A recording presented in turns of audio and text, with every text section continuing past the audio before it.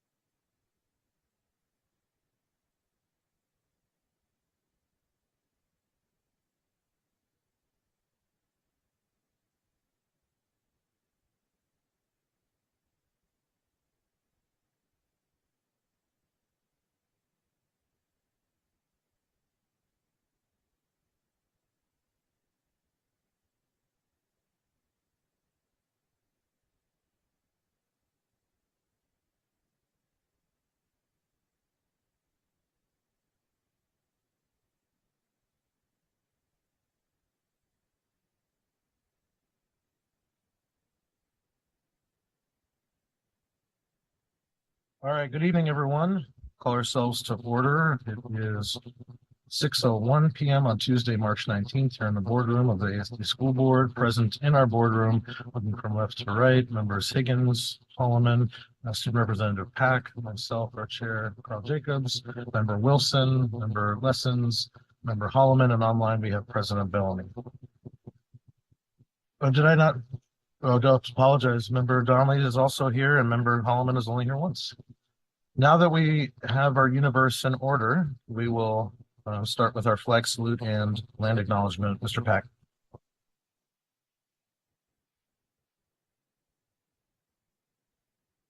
Pledge allegiance to the flag of the United States of America and to the republic for which it stands, one nation, under God, indivisible, with liberty and justice for all.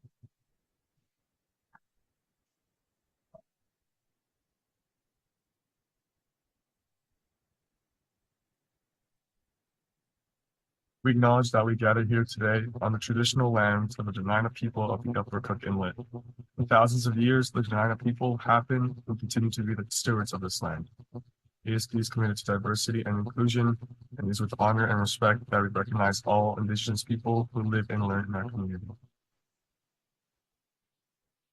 Thank you, Mr. Pack. All right, we have the agenda in front of us. I would entertain a motion to approve the agenda.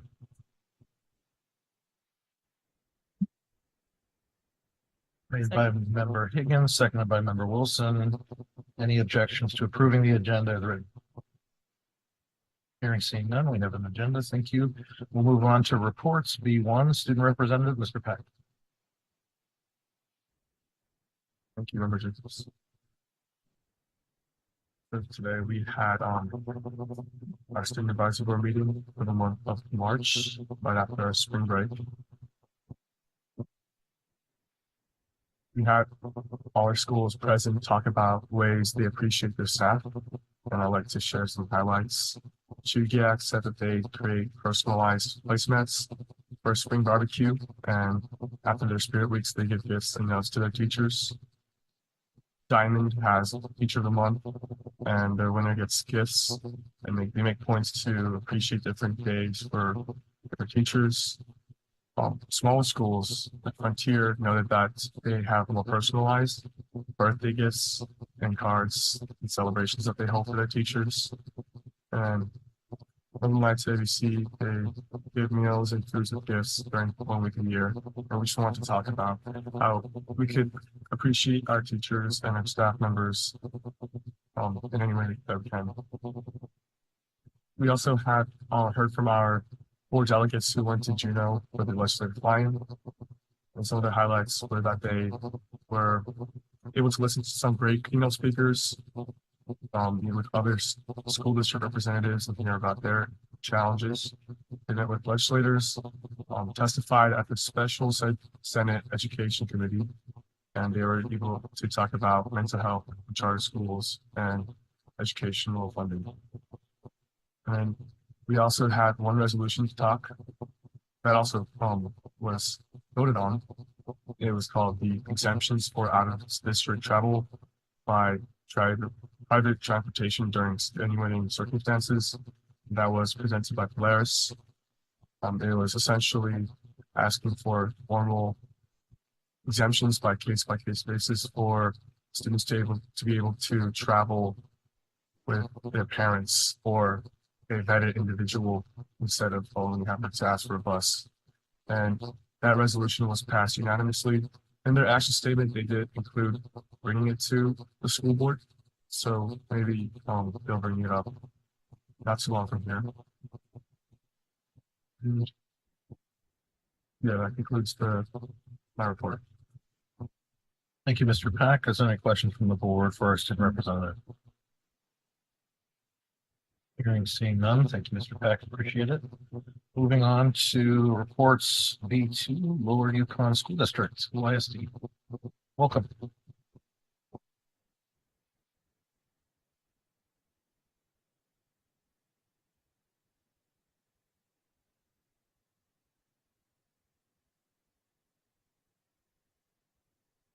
Good evening to the board. My name is Conrad Woodhead. I'm the director of Kuzelbach Career Academy. which is part of the Lower Yukon School District. It's hard to believe that we are in our 5th year of partnership with ASD, a mutually beneficial partnership designed to increase CTE access for students from both districts.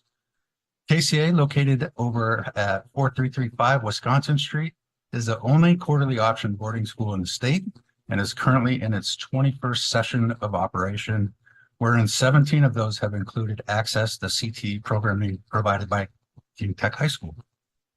In rural Alaska, facility limitations, lack of industry certificated instructors, shipping and receiving difficulties, they are our biggest roadblocks to offering these programs. Our districts are currently in year 2 of a 3-year MOU that provides our students with CTE courses that simply cannot be replicated in our region.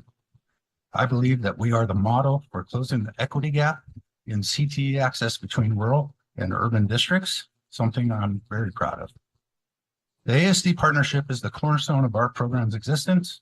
Our students come to our program from very small villages, village schools, in order to access things that my own ASD students take for granted, such as multiple teachers for multiple subjects, transportation after school programming, athletics, and much more. Our partnership with King Tech is a major draw for students to come to our program.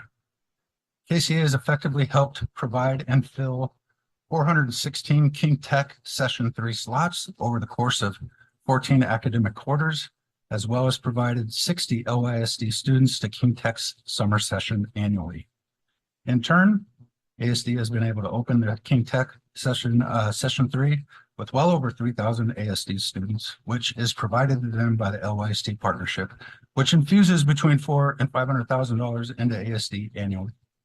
And despite the current climate in education and the conversation around BSA, I'm here to say that our partnership is a win-win for both districts and a great example of the success that can come when 2 innovative districts pool resources. In fact, our district school board was awarded AASB's Innovative Board Award in 2023. So something we're very proud of. I did bring 3 of our students to help share their experiences at King Tech and KCA. I'd like to start with Nathan.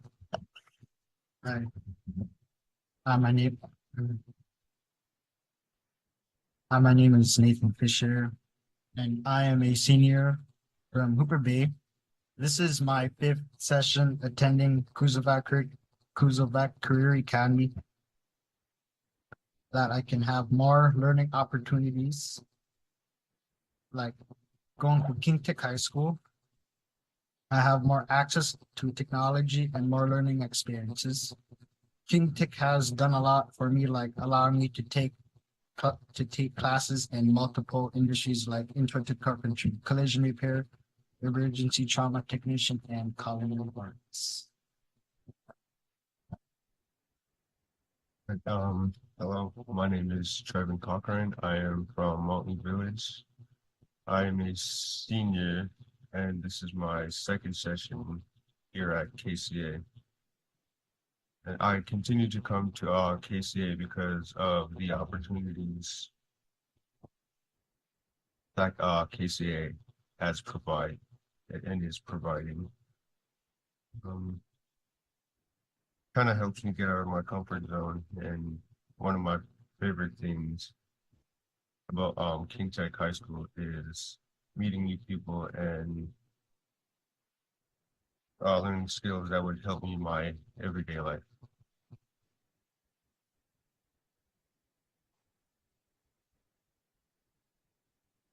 Hello, my name is Yuan Murthy. I'm a junior from Copiers, Alaska. This is my 3rd session here attending Kuzovac Academy. I continue to come to KCA because my hometown doesn't have the opportunities that KCA provides. I hope that my feedback experiences give me an idea of what I want to become after this school. I appreciate the opportunities they provide. Good. I didn't give these guys a lot of warning. Yesterday was our travel day for our session 4 experience. And I literally told them this morning during our orientation that, hey, I could use your help today. So Here they are. We're very proud of them. They are standouts in our program, and each of them have their own story of success here at ACA. So while I finish up, we did bring some gifts for the board and Dr. Bryant. I'm going to have them hand those out in the interest of time, and then I'll wrap this up. So there's really nothing like watching our students walk into King Tech for the first time. And unless they've been to state basketball, that's probably the biggest building they've ever been in. And to watch them walk in with 200 to 300 students from the most diverse school district in the nation is something really special. So.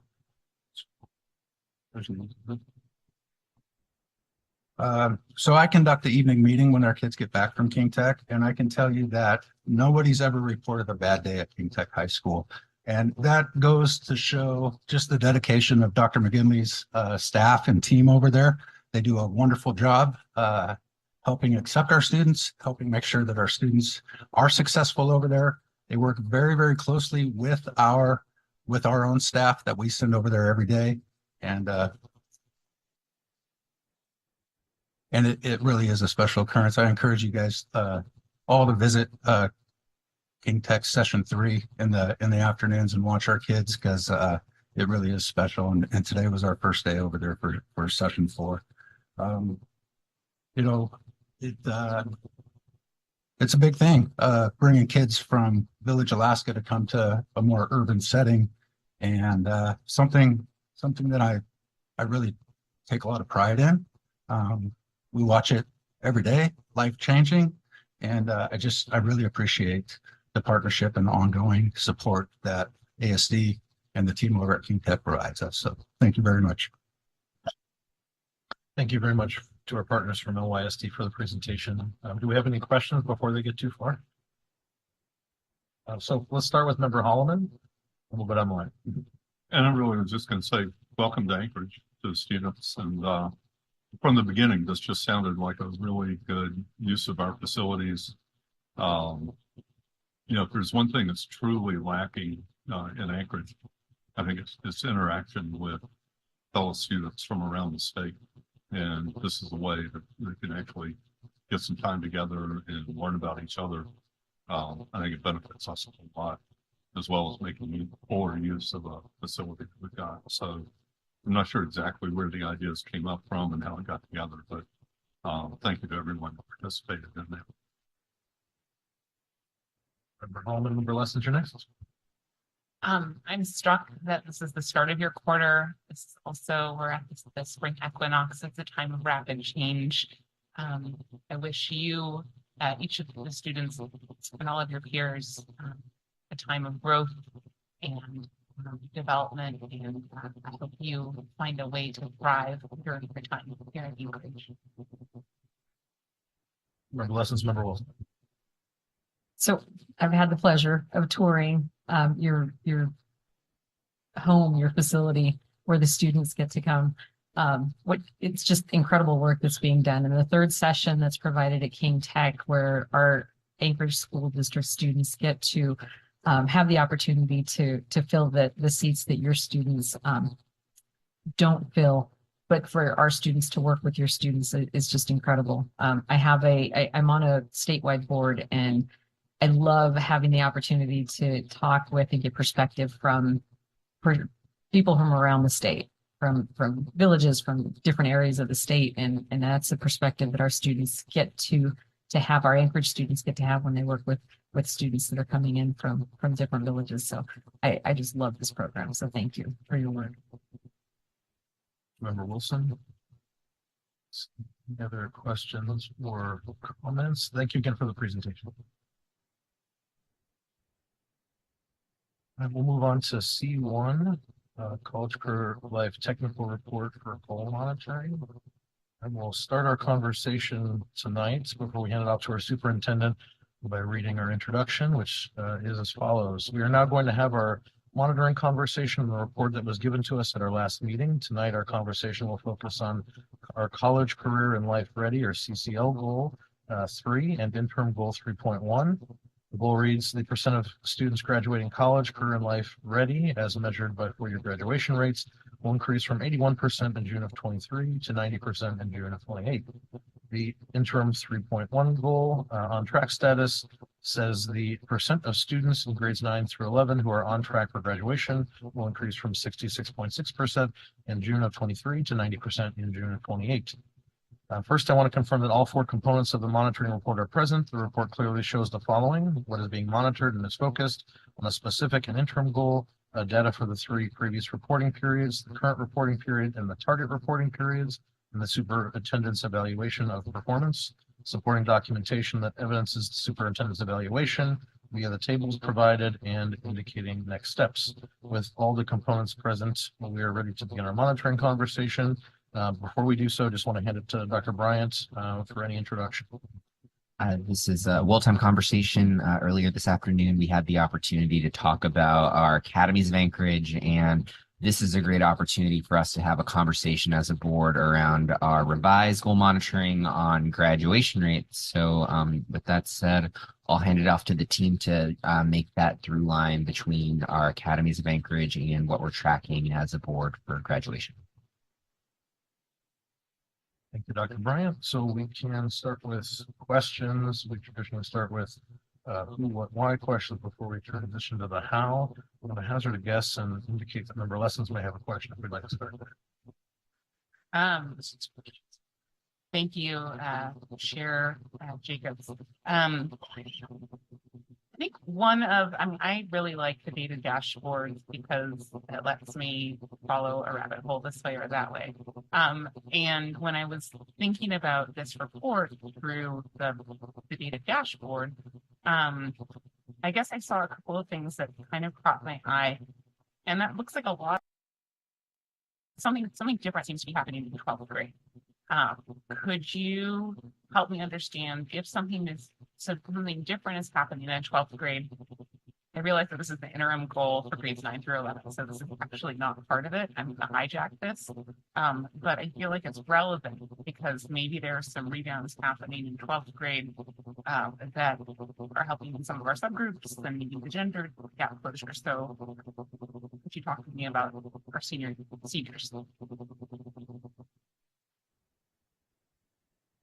Is this on now? Yes. Thank you, Board Member Lessons. I had an opportunity to spend some time with that question and others you posed. They're all great questions, so thank you. You're right to point out that 12th grade is unique. Something happens in terms of the data and evidence between the 11th and 12th grade that jumps off the page. The district hovers around 66, 67% on track rate. Grades 9, 10, it ticks up a little bit for 11 and then jumps up over 80% for 12th grade. So the obvious first response is just that sense of urgency and reality check that happens for most of our seniors. For most of them, it happens as they're transitioning from 11th grade to 12th grade and they realize they're behind. So the district makes every effort to provide opportunities to get them caught up.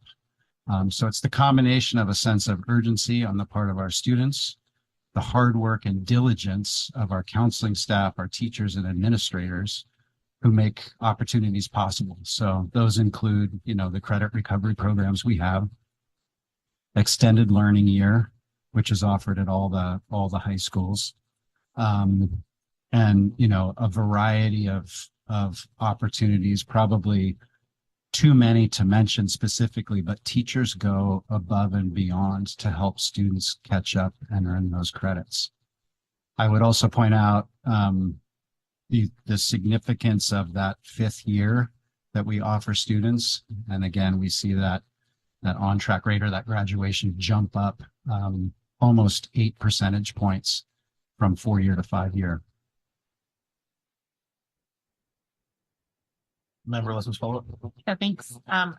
Maybe this is again like my spidey sense from the data dashboard, but I had a question about maybe is there something happening with the students who are part of migrant ed? Because I thought I saw a similar sort of surge of change happening there. So could you speak to that? Like, what are there some tools or techniques, approaches being taken that can be replicated elsewhere? Yeah, so I have a couple thoughts and Dr. Johnson certainly may as well. So the first is staffing, right? I would emphasize that migrant ed provides a coordinator, a staff member dedicated to supporting that small cohort of students. So unlike certain other larger groups of students, they don't have that dedicated specialist who's literally tracking their success, who's building relationships, not only with the student, but with the families, which is the case. And so when a student falls through the cracks and begins to struggle, they have an advocate. Best case scenario, and it's common at the high schools, is that when teachers begin to see a student who's in migrant ed struggle, they can reach out to that coordinator. So there's a team effort that's happening. So it's relationships, it's advocacy, it's the network relationship between teachers and the coordinator. And it comes down to having that extra staff member. Yeah, and just to piggyback on what Mr. Backman said, I agree with all of his points. The other thing I would offer regarding 12th grade graduation rates and potentially migrant ed is that our alternative programs who are geared for credit recovery really focus on those upper grades and in getting them across that stage so that they make that transition to adulthood. So I think it really it's a highlight for our district that we have the amount of choice and alternative programs that we do. When you look at other districts, they don't have as many options for support for students. And so I think that really does contribute specifically to that 12th grade number really increasing dramatically. So it's a combination of what's happening at those comprehensive high schools, but also what our more specialized alternative programs are doing. Question. We'll just do a check-in for member Holloman. Any questions right now? Member Wilson, any questions at this point? Member Higgins, any questions right now? Member Donnelly, any questions for the team? All right, we'll go to President Bellamy. Thank you, Mr. Chair. So I think we've already talked about. I have a couple of questions and I can wait my turn for each one. But can you, Eric, or Kirsten explain again the multi-ethnic grouping of students? Specifically, do these students, how do we group, how do they show up? I mean, are they only showing up as multi-ethnic, or are they still involved? Are they part of the other groups, the other individual groups? I'm thinking they're separate.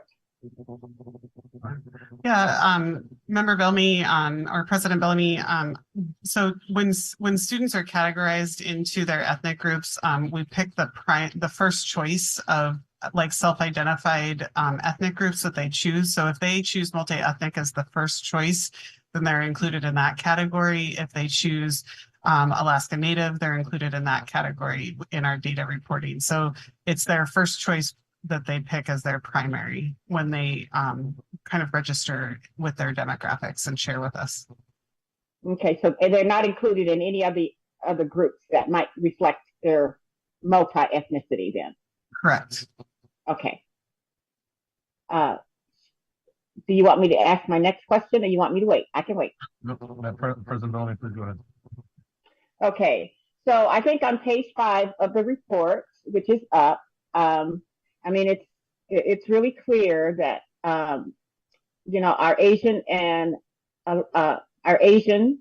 and Native Hawaiian students are increasing in terms of being on track to graduate. Do we have any idea what's accounting for this? I know, are there any district or systemic things we're doing, or is it just, not just, but are we leaving that up to schools to figure out given their, you know, their specific communities? So thank you, President Bellamy, for the question. It's very astute of you to see that increase. I think I would like to see more years data to determine that there's a trend. Okay. There's nothing specific we're doing on behalf of Asian students or Polynesian students to create the increase that you see. I would say there's an increasing awareness of the needs to support and increase support for marginalized students. So the question is a great one. But I have no specific strategies to report that would, support the evidence that shows a 3% increase in on-track Okay. status. Okay. I would agree with that, President Bellamy, that we would need to see multi-years worth of data to call it a trend at this point. I would point to some of the family engagement work that Tony Riley is doing in her office as something that really, I think, does address a lot of our different ethnic groups. There's lots of conversation about attendance this year and really emphasizing getting kids back on a regular attendance pattern following COVID. So I think all of those things could be looked at as kind of anecdotal things that do contribute to the on-track status. We know by research that if kids come to school, and even research within our own data within our own school district, that if kids come to school, we can teach them and we can make a difference. When students don't show up to school, we see a lot of learning gaps. Okay. All right. Thank you. I'll wait for somebody else and ask my next question later. I'll jump in with one regarding the 3.1 on track status by grade level. Is the best way to look at that to examine the cohorts? So like examining the percent of on track students was 67.55% for grade 9 in June of 21. Could we then look at grade 10 in June 22, 23, and see that 66.80% were on track? And is that we're talking about the same students then at that point? And so is that helpful to examine? Because it looks like that for our 10th graders last year, who are now in 11th grade, saw a significant jump of being on track. And so is there one way or the other that's better to examine that data, or we're going 1 year 9th graders to another year 9th graders versus tracking the cohort, or do they tell us different things? Yeah, I have a few ideas. I think the strategy of following cohorts can be really beneficial, though in my analysis of the data, it's been static for years. This isn't an anomaly here. For the last, pre-COVID, it was a little bit higher, but we see high 60% really for 9th, 10th, 11th grade, with some fluctuation, though not discernible by cohort. And then you see the big leap from 11th to 12th. And I guess the comment I want to make about that, just to circle back, is all of that sense of urgency and attention we pay to the 11th and 12th graders sort of at the last hour. I think the strategic focus now for the district is really to point that sense of urgency and those resources earlier, to that transition from 8th to 9th grade. The great work being done to shore up our 9th grade program, to create small cohorts in the academy, to team teachers together, to use the Unified Insights data platform to identify students early on when they begin to slip. All of that potentially can help a great deal, but we've got to do the work earlier so there's time for students to catch up. Thank you. Go back down the dais. Member Lessons, you have another question? Yeah, I've got a couple. Maybe this is a follow-up question. So one of the implementation stages, says that that leveraging PLC structures to inform student supports is a next step. Could you talk? I mean, PLCs are not new for high schools this year, but can you talk to us about some examples of how those PLCs are being used to identify at-risk students, and how does that inform the additional supports that are generated? Yeah, it's a terrific question, and I appreciate that you sent it a little bit in advance. I was able to reach out to Stephanie Alexander, who is the lead in coordinating the PLC work happening in the district. She's doing a tremendous job, but she has sent me an email with sort of all of the significant work being done in that regard that I'm happy to share with you. I did want to share with you two specific examples among many that I have witnessed personally. Every Monday morning, I begin at 7 a.m. at the high schools doing PLC walkthroughs. It's been one of the great joys of the work this year to see teachers doing that great work. So at West High School, for example, they have a PLC that's focused on student athletes, of which there are hundreds, who have attendance issues or are getting D's or F's. And they're using the new Unified Insights data platform to pull those students up. You can filter for those students who have D's and F's. And any of those students are identified by that PLC. Their teachers are informed and they're required to attend a mandatory tutorial as part of their involvement in athletics. It's a terrific, proactive PLC that's responsive in real time. The other example I would share is at Chugiak High School, also utilizing that Unified Insights data set. They're identifying any student who's fallen below that 90% attendance threshold. There are many who also have GPAs below 2.0. So these are students who are not showing up, who are also really struggling academically with any number of Fs. So for those students, given the size of Chugiak, they're actually able to create Post-its of every one of those kids. And at a staff meeting, they had a teacher pull the Post-it.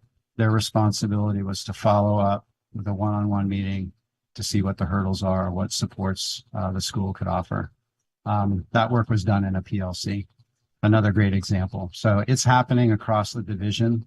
And I'll send you more information so you can get a real full sense of that work. Member listens, I would just add also when we are looking ahead to next year and implementing Freshman Academy and creating potentially some opportunities for more teacher teaming at the high school level, that not only would PLCs be leveraged, but that team time would be leveraged to really address students who are falling behind and strategies for how to intervene. And that's part of that whole model around the academies as well. Member Wilson. So less of a question, more of a comment. I have a great appreciation for what you said about focusing on our youth a little bit earlier, that 8th to 9th grade, because I can't tell you how many 10th grade, 11th graders that I've brought into my home that 9th grade year was a little bit of a wash. And then 10th grade, 11th grade, they start to think, oh my gosh, now I have to focus to make sure I graduate. So really trying to engage them earlier and trying to get them to realize the importance of staying on track, starting with 9th grade. I really appreciate that work. Yeah, thank you. Member Wilson. Not seeing any questions there. Not seeing any questions online. Yeah, I was just waiting. All right. President Bellamy, the floor is yours.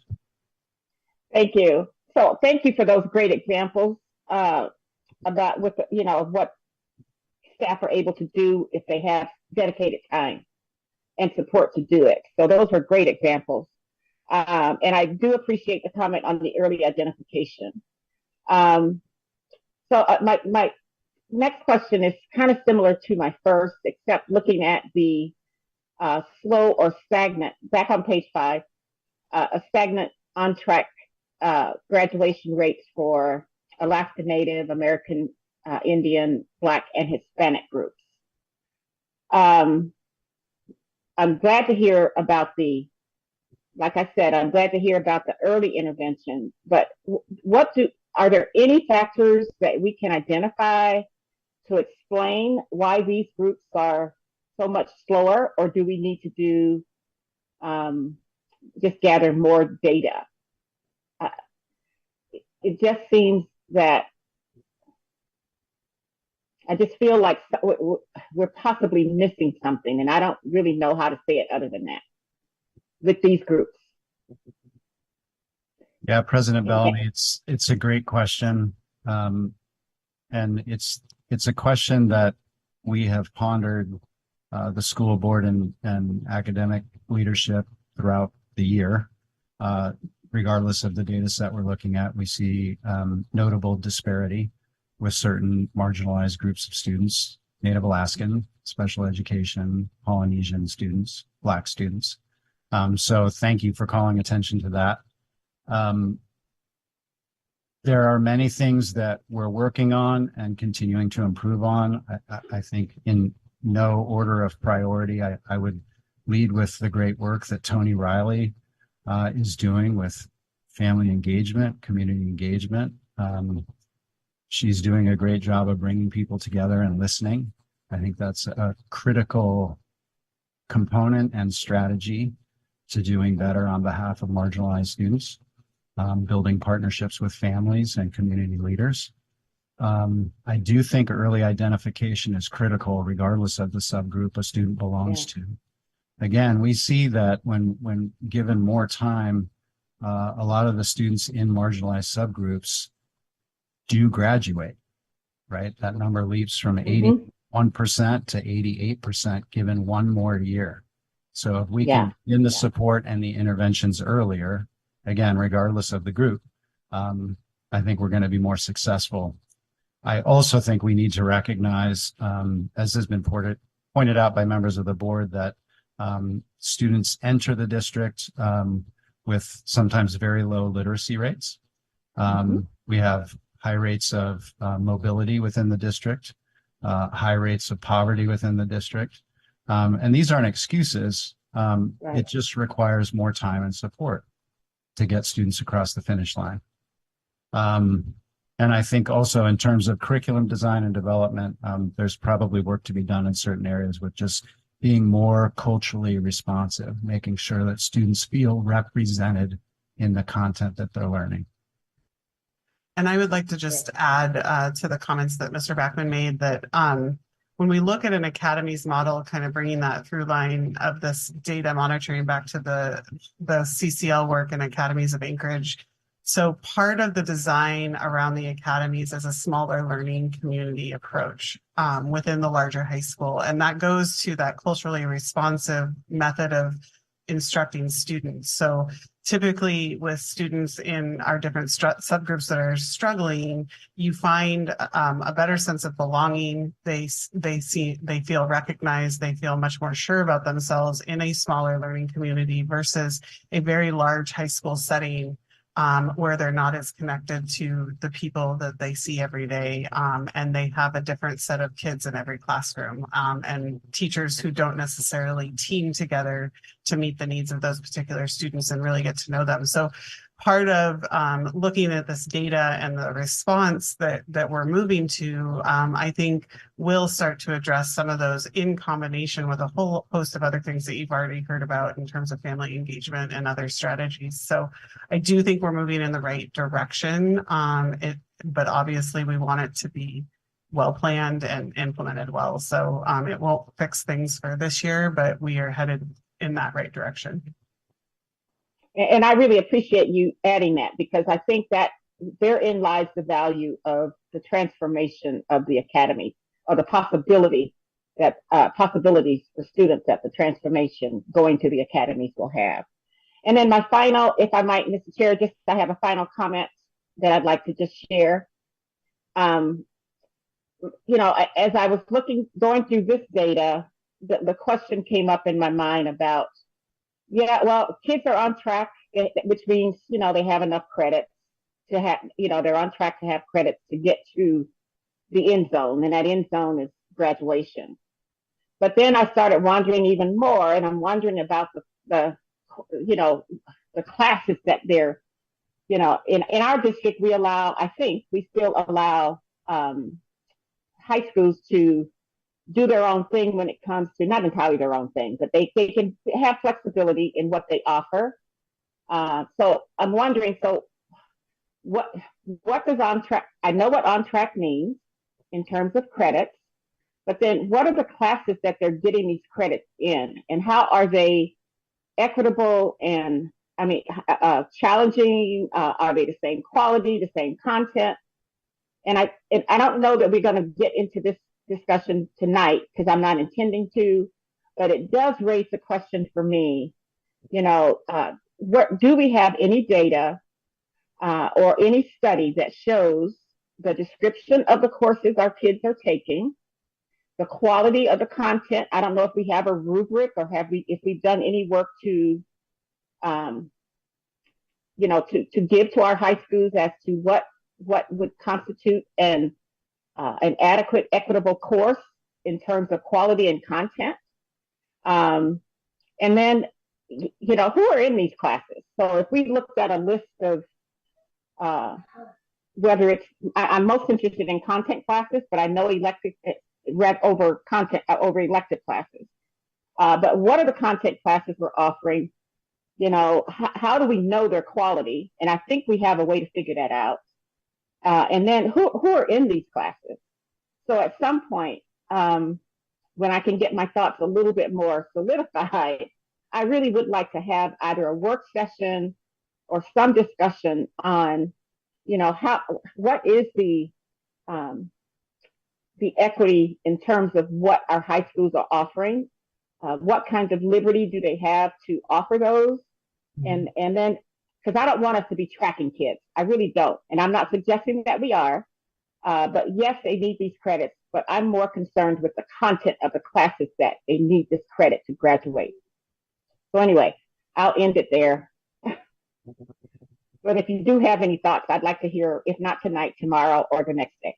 Thank you. Yeah, thank you, President Bellamy.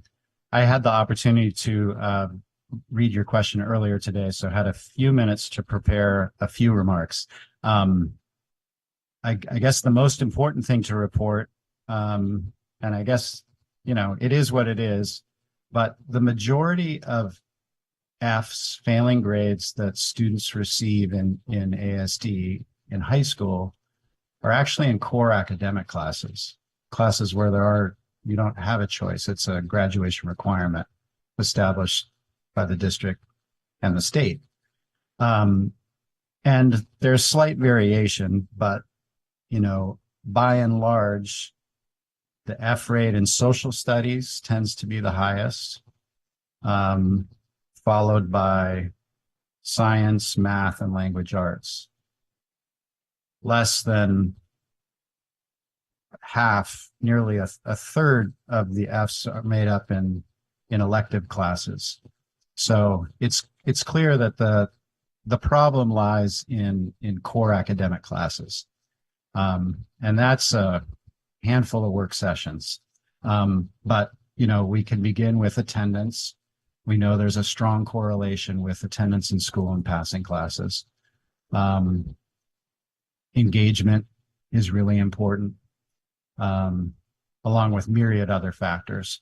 So I would certainly be happy to begin providing course descriptions and basic demographic breakdowns of classes if you would like, President Bellamy. That's certainly worthwhile and not too difficult to do.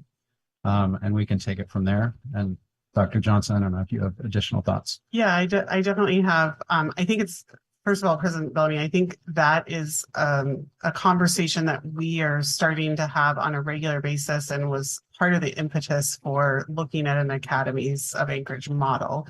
So we know that students are more engaged, more willing to come to school, and will perform better if they're very engaged in what they're learning at school. And that comes both in their areas of interest, but also in cultural relevancy for them as well within those interests. And so I think that's really like a huge reason why we're looking at such a shift at the high school level, and really how we've kind of gotten to this point. And the other thing I would offer is that it is we are starting to work on cultural relevancy rubrics in association with our coursework, so that we are able to look at courses and be able to rate them on a rubric in terms of cultural responsiveness. That's work that's currently underway.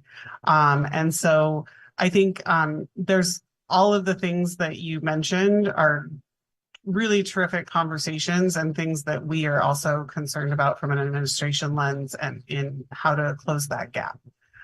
So I just would offer that I would love to talk more about a lot of those topics in more detail.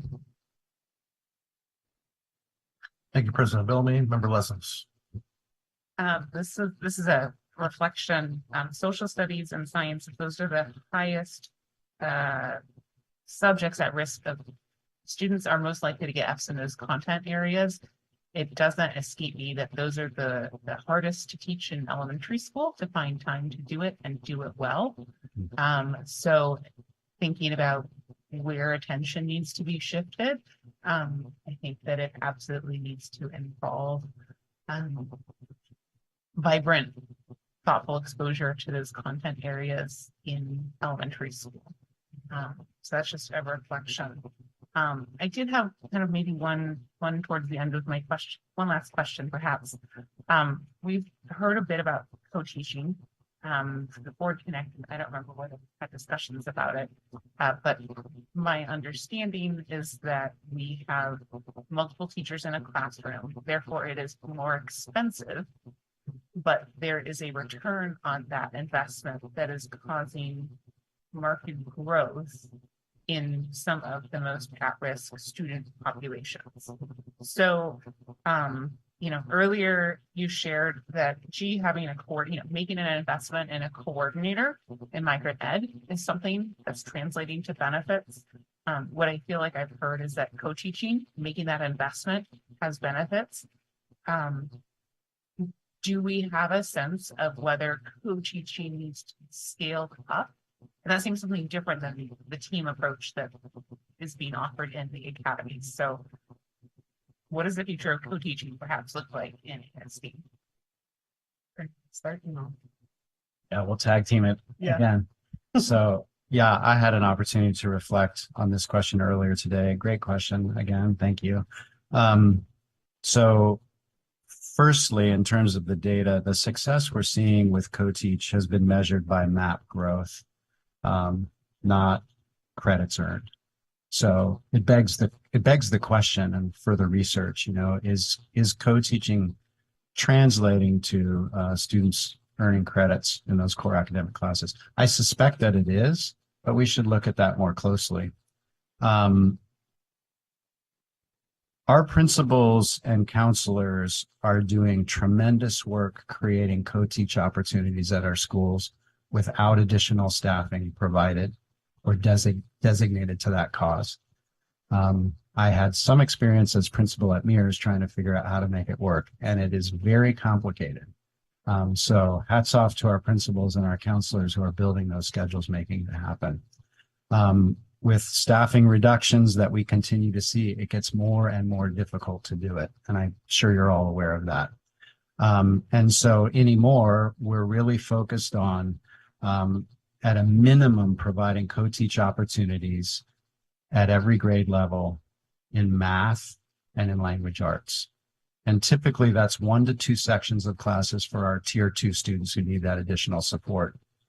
If we were talking about growing that program to include, all 4 core academic courses at every level, we would need staffing dedicated to that cause. I can't imagine a way out of it. I would agree with everything that Eric just mentioned. Co-teaching is a very powerful model to support students who are struggling without removing them from that general education setting. And we know when students can maintain themselves in that general education setting and content and curriculum, that they're more likely to get back on track at a faster rate, which is the advantage. It's not the only way that we can help students. There's definitely ways that we can train teachers with accommodations and modifications that don't require another person, but our data does show some promise in the work that our buildings are doing around co-teaching as a model, and they've done so without that additional staffing. So I would project that if they did have additional support with staffing in that model, we would see the better results. But that does create an interesting conversation given our budget.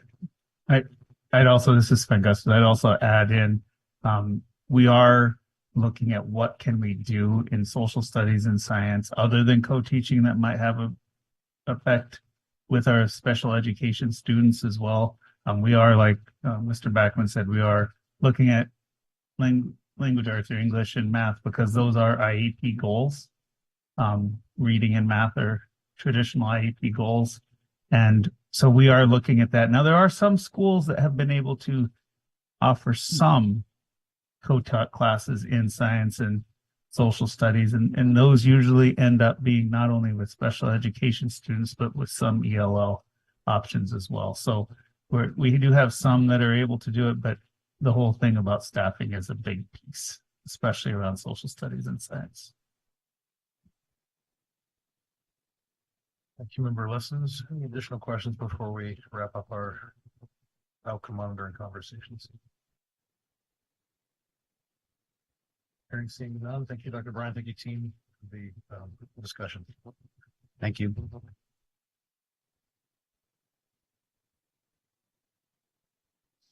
Move on to item D1, public comments.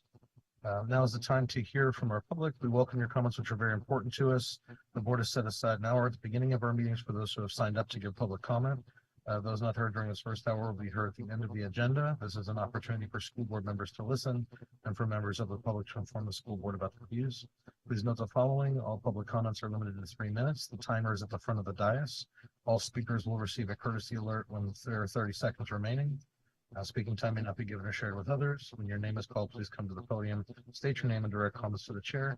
Please understand this is not a time for dialogue. The purpose of this agenda item is for you, the public, to inform us, the school board, about your views.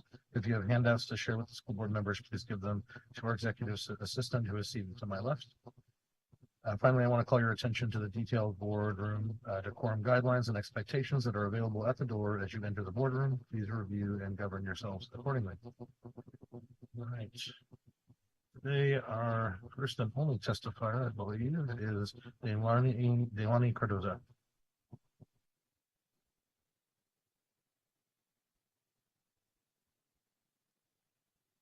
Welcome. You have 3 minutes. You can begin when you're ready. Hi, I'm Delaney Cardoza. I was here recently to talk about paras in the district. Today, I'm here to talk about the SLC classrooms themselves. At the moment, many of our district's SLC rooms are running without meeting the basic legal requirements. The requirements, basic, are 1 adult per every 3 students. If any of the students are labeled as high needs or requiring one-on-one support, even a teacher is not allowed to be alone in a room with more than 4 students. This is not happening. Right now, my class has 13 students with only 2 adults, 1 teacher and myself. At least 4 of our students are listed as requiring a one-on-one support. This is not happening. Obviously, we aren't able to do this. Ours is not a rare situation for an SLC room. Severe understaffing is causing our program to fail in providing our students with the educational support they need. We have many students who should be on a modified graduation track, and they will not make that at this rate. We're failing them. Underfunding of our program is forcing teachers and paras to supply most of what is needed for our classes, including sensory toys and furniture, snack items, and fidgets. Our students need these items. They run prices from $30 to $100. The schools are not supplying these at all. Overcrowding, understaffing, and underfunding, along with low wages, is causing our program to deal with a huge staff turnover rate. I personally have been through 6 teachers in 8 years, as well as only 1 other para and myself have stayed with our program for over 2 years. We can't continue this way. We're failing our students. We have so many that are just fallen so far behind. We have 5th grade SPED students who can't spell their own names because we simply don't have the people to teach them. We spend our entire day handling behavior and keeping them from hurting themselves or anyone else. We can't teach them. I don't have time to do prep. We have no curriculum. We're given nothing, and we're expected to take care of these kids. What do we tell their parents when they have no progress? What do we tell the families when their kids are coming home injured and uncared for. How do we do this? This has to get dealt with. Have a nice night. Thank you for your testimony. That ends our public comment. Those who have signed up in advance. We'll move on to E1, our consent agenda. Do any members wish to pull an item from the consent agenda before we move to approve? Hearing seeing none, I would entertain a motion to approve the consent agenda as written. So moved. Second. Made by member Holloman, seconded by member Lessons.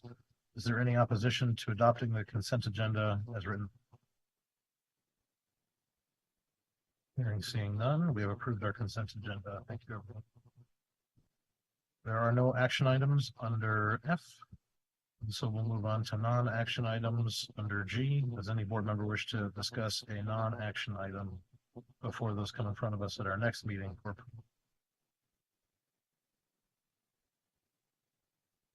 Hearing seeing none. Under H, we have no additional public comments. We'll move on to letter I, superintendent update. Dr. Brian, the floor is yours. Thank you, Mr. Chair. I'll be short and sweet tonight. First off, I just want to thank welcome back our families and students to school after a spring break. And it's hard to believe that it's already graduation season around the corner. Very exciting time. A quick note on college career and life readiness. So our team shared during the work session this afternoon a number of different milestones that have already taken place, and then important milestones that are to come when it comes to our academies of Anchorage. And we're excited to share that we will unveil our academies May 1st at Bartlett High School. We'll be sure to provide the board members details. It's going to be an exciting announcement. And there's a lot of work that's gone on behind the scenes to make that happen. So I do want to recognize our hardworking tactic teams, as well as the steering committee that are again comprised of not only ASD staff members, but community leaders and organizations from around the city. So just an earnest thank you for your time and expertise to help make the Academies of Anchorage initiative a success. So the steering committee will reconvene on March 29th. And they'll be reviewing a number of proposals from our high schools. So there'll be more to come in the coming weeks, and we'll be sure to figure out a time to re-engage with the board on CCL. So I know our Q&A was cut a little short, so that's on my radar to get some more time with you to discuss the academies. That concludes my comments. Thank you, Dr. Brian. Any questions from board members for the superintendent? We'll start at my left, member Higgins, and we'll move to member Donald. One of the concerns that I have raised repeatedly has to do with school start times. And one of the reasons for delaying it, I thought, was to try to see if the district could do anything to help with some of the impact it has on families. Has the administration come up with any options there? I know that there's shortage everywhere trying to deal with that. I will concede that before we even start. But is there anything there that the administration has seen in regards to opening schools early, staying late, anything at all that might somehow alleviate the impact it has on some families?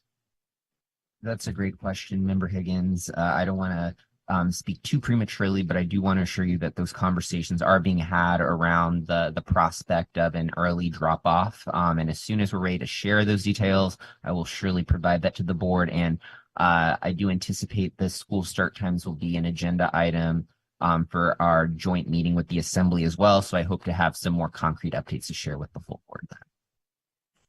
Thank you, Member Higgins. Member Donlin. Thank you, Mr. Superintendent. We had some public testimony about specific classrooms and special needs. Is this a funding issue or a staffing problem? It may be a factor of both. So on one end, we need to ensure that we complete this negotiations process so we can consider ways to potentially elevate our wages. There's only so much that I can speak to on that negotiations process. And then, of course, there's the staffing side of it as well.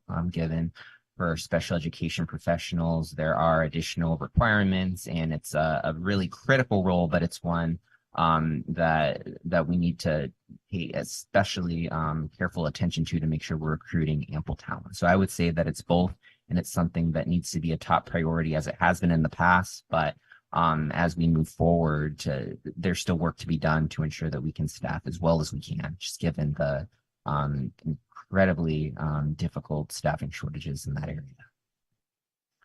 So if we're hamstrung by requirements as to the training required of this staff or certification of some kind, but that begs the question, at what point is the danger of not having additional staff in the classroom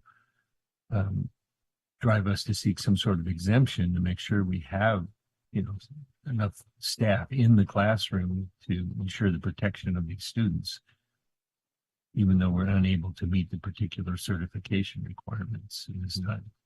Yeah, that's a great question, Member Donnelly, and it's also one that's very technical in nature. So I would love to have the opportunity to prepare a briefing to the board that we can include as quickly as this week to let you know all the different scenarios that we're seeing on the field, what are the obstacles, and what are potential ways that the board can support our efforts to invest in special education. It depends case by case, so I need to consult with the experts to figure out what are the big opportunities that we can pursue. Thank you. Thank you, Member Donnelly. Member Lessons. So my pinky twitching.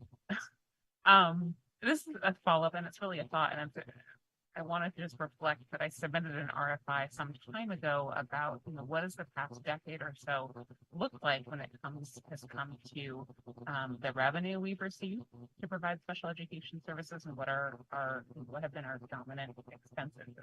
And I think at the core of my question is, does the foundation formula adequately support the investments we need to make in our students who qualify for special education services? And have thoughts, but I don't have anything about. So I just wanted to share something I've been considering and wondering. Thank you, Member Lessons. And I do see that we have your RFI tracked, and we are due to provide that for you. So thank you in advance for your patience. Yeah, it's not an immediate thing. It's just this is a manifestation of a long-term problem that I think that we've grappled with actually for decades. Thank you, Member Lessons. Other questions for the superintendent? Member Holman. This relates to future discussions about the academies. Two of the questions I'm getting a lot from public and from educators is how do we have the resources moving ahead?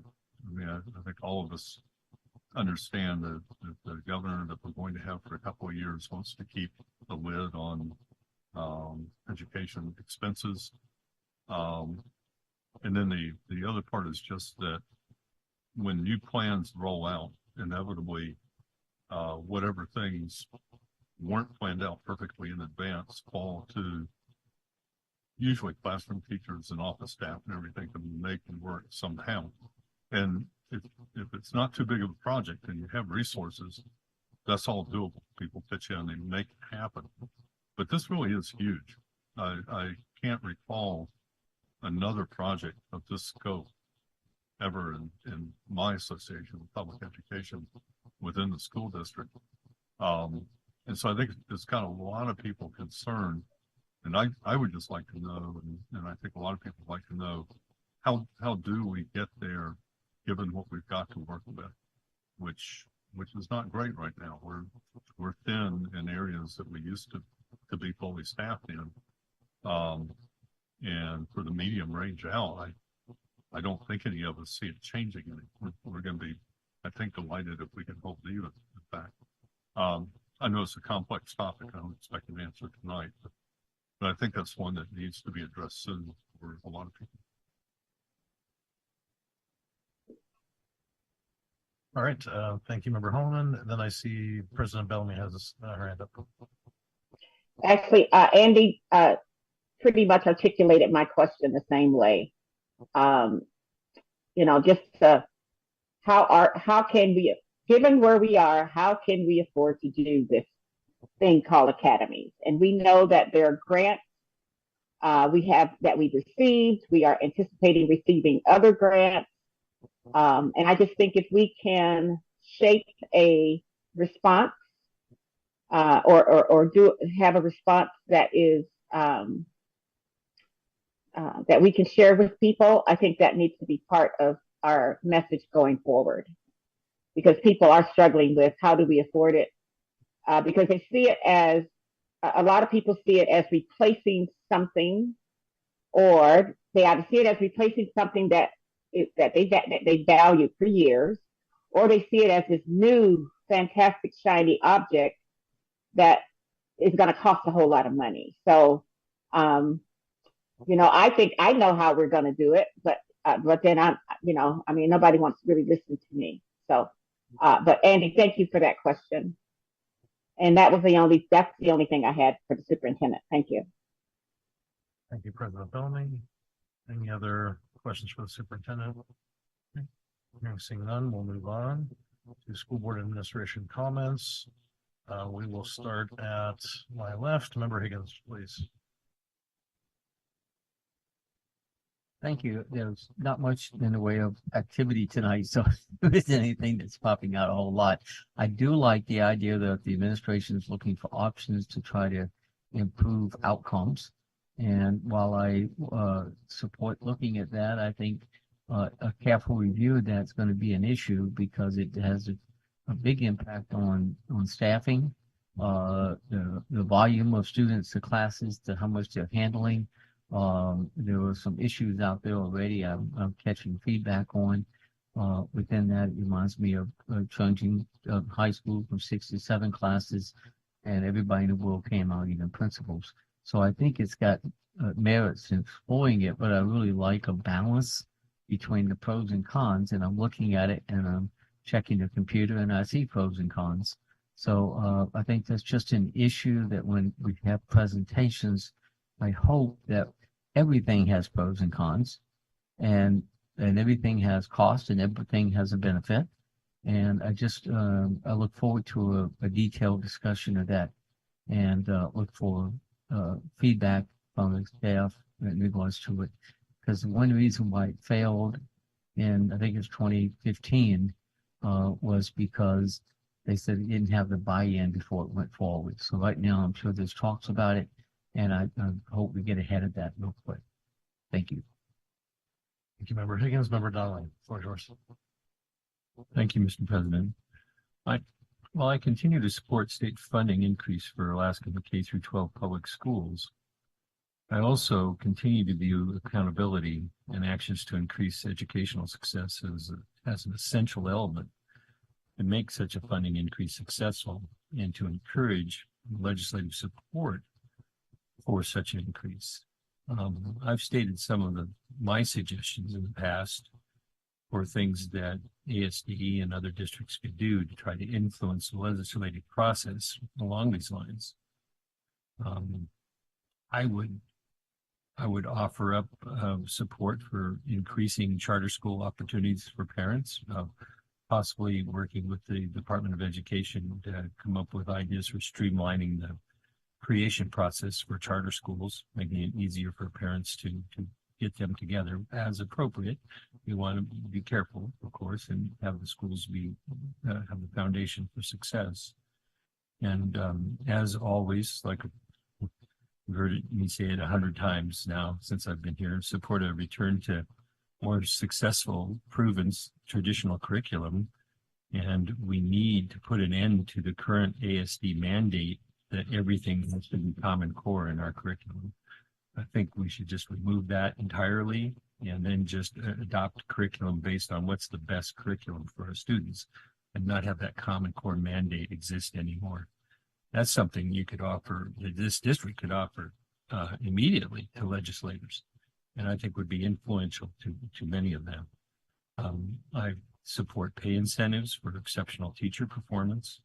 I support, I think, an increase in the required number of instructional days and hours to bring Alaska up to national standards is something we could offer to negotiate with our collective bargaining groups by saying we'll put aside a certain amount of the money increase we get to commit towards that goal in collective bargaining. possibly offering to support a return to the graduation test. When I left the Senate, we had that in place, that there was a accountability through a graduation examination. There were exceptions to it, of course, and it had flexibility, but it still was there. I think that was a mistake to eliminate that. Yeah, as far as for the sense of accountability. I think we as a district should work to end the culture of automatic grade promotion within our district. We were successful in eliminating the policy prohibition against grade retention. So that doesn't exist anymore. And now we have a standard of what's in the best interest of the student. And that is a huge step forward. But I still think the culture is questionable on that. And your real test is coming with the READS Act. What's going to happen this year with third graders who can't read yet, who aren't proficient? It's going to be a real test for this district to see how we deal with that, and whether we're not just going to automatically promote students that are not capable of reading and being successful in the next grade. So those are just some of the ideas that I would like to see that school districts across the state offer as possible increased accountability measures to influence the legislature and the governor, of course, to support additional funding for public schools. Thank you. Member Wilson, the floor is yours. So I had the opportunity this morning to visit Betty Davis East High School with Mr. Eric Bachman, or Backman, either way. Apologize if I messed up your last name. And I wanted to say thank you to Principal Ron Brown and the CCL Academy coach Maureen Cronin at Betty Davis. I got to see the work that music and art teachers are doing to engage and infuse culture into their teachings. I heard and witnessed examples of collaboration among classes. For example, the dance classes will be participating in a production of The Little Mermaid. And after the dance class, I went to visit a carpentry class where the students were designing and building sets for the production. Wonderful collaboration and work being done there. Got to visit a marine biology class where the teacher incorporated art into the class to highlight the importance of not just the internal parts of the fish that they get to dissect, but also lessons about the external parts of the salmon. And so it was very cool, all the different aspects that were being infused to the different classes and the collaboration among the schools and the classes and the students. I witnessed very engaged students and very passionate, engaged teachers. So it was a pleasure for me to have the opportunity to go there. Also wanted to talk about a little bit of our community engagement. Our Diversity, Equity, Inclusion, and Community Engagement Office had a very successful community resource fair over spring break. I got to visit that as well, where hundreds of hot meals were served to families. 29 partner organizations were on site to provide information and access to resources. And this is an initiative, as I understand it, that ASD hopes to continue in the future. So it was amazing for anybody who got to attend that. The community engagement team also joined the College Career Life Readiness team in Akron to see how equity, family, and community engagement has worked throughout their transformation and how Anchorage can benefit as well through our transformation. Also wanted to mention to please join in on Sunday from 7 to 8 p.m. for the community conversations with the Alaska Black Caucus for updates on school start times, the 6th grade to middle school move, and Academies of Anchorage, as well as a MECAC meeting that will meet here, as well as virtually for anybody who can't attend in person next Thursday, March 28th, where the focus topic will be family engagement. Thank you. Thank you, Member Wilson. We'll double back to Student Representative Pack. Thank you, Chair Jacobs. I think I forgot to mention some things in my first report. Our last meeting of the school year will be next month, April 16th, and it will be 11:15 a.m. to 1:15 p.m. We'll have our elections for the rest of our executive board, and we're hoping to sweep up some extra resolutions for the upcoming Alaska Association Student Governments Conference. And we may also consider House Bill 392, which member Lessons mentioned in our meeting today, if we have time. But that is what we're looking forward to. Thank you, Mr. Peck. We'll move Dias member Lessons. Thank you. I haven't done a whole lot of, sometimes I prepare my thoughts in advance and other times I don't. I'll begin by saying I had a fantastic afternoon looking at History Day projects at South High School today. I was in my element, just so you all know. And I think one of the most compelling documentaries I looked at made an argument that really was thoughtful. It was astute. It made me reconsider some of what I've learned about Alaska history, about glacier pilot Bob Reeve and the students. The group's argument was that the transformations in flight that he innovated really revolutionized Alaska's economic development, and I think it was just a beautifully done project. It used archival footage. You could hear the students' own voices. So I will wish all of the students well, but I'll be rooting for them to go to National History Day if they can make it. I also wanted to share that for anybody who's interested at the March 7th Finance Committee meeting, I appreciated the administration preparing it's a document called FY25 Teaching FTE Change Based on Board Amendment. It basically compared by schools what will happen with additional funding or not. And so you could look at any given school and see, oh, it stands to retain 1 or 2 or 3 teachers or lose 1 or 2 or 3 teachers based on the status of what happens in Juneau. So a helpful document, if you are a PTA member, if you're a community member, you can just look up your neighborhood school and see how negotiations will affect that school's teacher budget. And finally, I didn't pull it from non-action, but I did want to point out that there is a non-action item about a new health education policy. And I made an error very early on in the process when it came to the number, a proposed number. So it moved through governance with one number, and then Katie Grant realized that there's already more policy with that number. So the number that we see here, it is the document that we worked through, but the policy number, the proposed policy number is 5041. So I just wanted to flag that for the public process that we have talked about the policy through governance for the past couple of months, but it has a different number on the non-action status, and then presumably at the next meeting is action. So just as a matter of process for anybody who cared to follow that up with.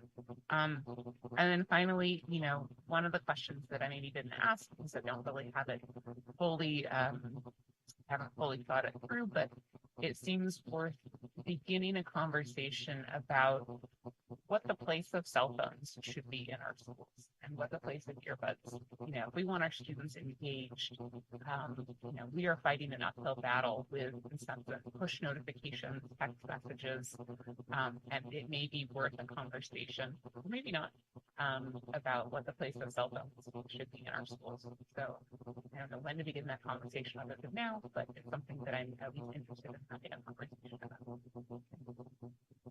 Thank you, member Lessons. We'll go member Hall. Not too much tonight, just that we are about to crest that hill into the celebratory part of the school year, which I hope everyone gets excited about. I think a lot of teachers and students are feeling pretty beat down by the rhetoric that's come out of the legislature. It's a good time to cheer everybody back up, get them excited about summer and all of that good stuff. I did want to comment back to Member Donnelly in regards to the Common Core curriculum. There's not really curriculum. the Common Core were adopted by Anchorage ASD as our standards. And in fact, the Alaska academic standards were essentially the Common Core standards. When they were first created, it was literally a copy paste with just minor changes. Later, when that was pointed out, someone in state government was tasked under the Parnell administration with going through and changing lots of words like these and ands and whatever, so that if you did a Microsoft Word comparison of the documents, it didn't come out so similar. But the reality is the Alaska academic standards or Common Core were very much Common Core aligned. And so similarly in choosing materials, you can choose Common Core aligned. And it simply means that they're trying to teach those points at those grade levels in those topics, particular things. There's not a Common Core way to do math. There's not a Common Core way to teach English. There can be any number of ways that cause students to rise to those objectives. And I just bring it up because it is something that's confused a lot of people. They especially when they look at some odd, I shouldn't say odd, a different way of doing math. A lot of times people will say, well, that looks like Common Core math. And there's really no such thing. There's all kinds of different ways to do math. But if you can perform certain operations at a certain grade level, you have reached the Common Core standard, which means you're ready to move on to the next grade level. But again, if you are buying Common Core aligned curriculum, that would align to the Alaska academic standards, which are supposed to be the milepost we're using in trying to make our students on grade level. Other than that, I do appreciate the testimony tonight. I think that was difficult and describes difficult situations. I've experienced it when I was with AEA for members. Our teachers will absorb a lot of abuse before they ever stand up and talk about it, because they are trying to keep kids in the classroom. They're trying to keep kids on track. They don't want them to go to the office every day. They don't want them to be sidetracked. They want to try to keep them in there and work with them. So when people do stand up and say something, in every case I've ever encountered, it's been at least as bad as people described or worse. And I am going to say that reacting to it is something that has felt like ASD did not do well for a very long time now.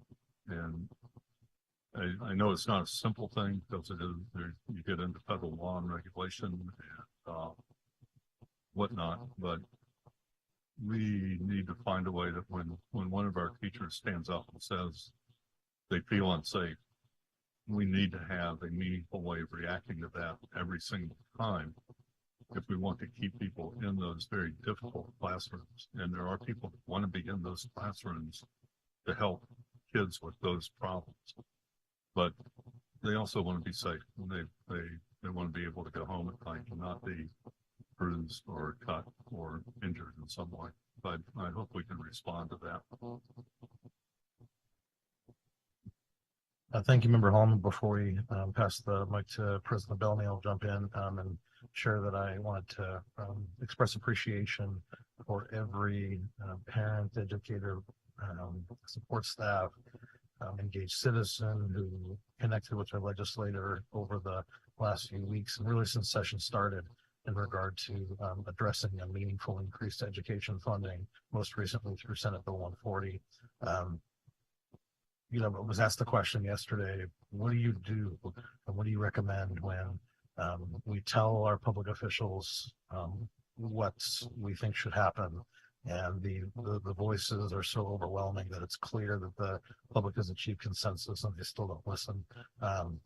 I don't know that I have a good answer for that yet, but I do know that the answer isn't to stop using your voice. So please continue to reach out to your elected officials, share that our public schools are continued worth fighting for, and this board, through our advocacy goals, has publicly committed to standing beside you and continuing to fight for our students, our families, and our education professionals because they deserve that support. With that said, those are my remarks tonight. President Bellamy, the floor is yours. Thank you, Mr. Chair. I have a couple of thank yous and a couple of calendar events. First, I do want to thank the staff that have volunteered their time in the evening to join us on our various bond presentations. They have been, for me, I know they have been absolutely great to have them there to answer questions that the community had regarding the bond. Just as we were meeting tonight, I got a text from our from the School Bonds Yes group. Sorry. From the School Bonds Yes group. And that was really encouraging. I didn't even know I was on their mailing list, but that was great. So hopefully you'll get one as well. As we speak, we have staff that are over at the assembly meeting that is getting ready to, that are prepared to defend our balanced budget, not defend it, but to answer questions that the assembly might have. So either on your way home or when you get home, you might want to tune into that discussion. In looking at our calendar for the next month or so, well, actually for the next couple of weeks, we have our joint assembly meeting on 3/29, and that will be a hybrid meeting. We will meet at the municipal conference room. I think it's in City Hall. But we will also have access to those of you who might be traveling or need to connect virtually. America is working to solidify that conversation, what will be on the agenda, actually. And then for our June retreat, America sent out just a notice today of those dates. Those dates are June 14th and 15th. The 14th is a Friday. That will be is a Friday, and of course on a Saturday. The Saturday will be I think 9 to 4, and then our Friday evening will be 4 to 7. But we'll confirm all of that. But check your email. And then the Science of Reading next month. Some of us, and I hope many of our staff, have signed up for the Science of Reading Symposium, which is offered every single year. I understand that this year they're having like a pre-conference that is also free. So I'm hoping that, and that's down at the Denina. So I'm hoping that we have good participation, board members. I know Member Lessons has attended in the past. I have attended. So that might be something you might want to see if there's still space. I doubt it, but at least you could try. So those are all the comments that I have tonight, and I thank everybody for their time and their dedication to our students and our families. All right, thank you, President Bellamy. Knowing that we have no other additional comments from administration, I would entertain a motion to adjourn. So moved. Second. Made by Member Holland, second by Member Wilson. Hearing seeing no objection, we're adjourned. Thank you.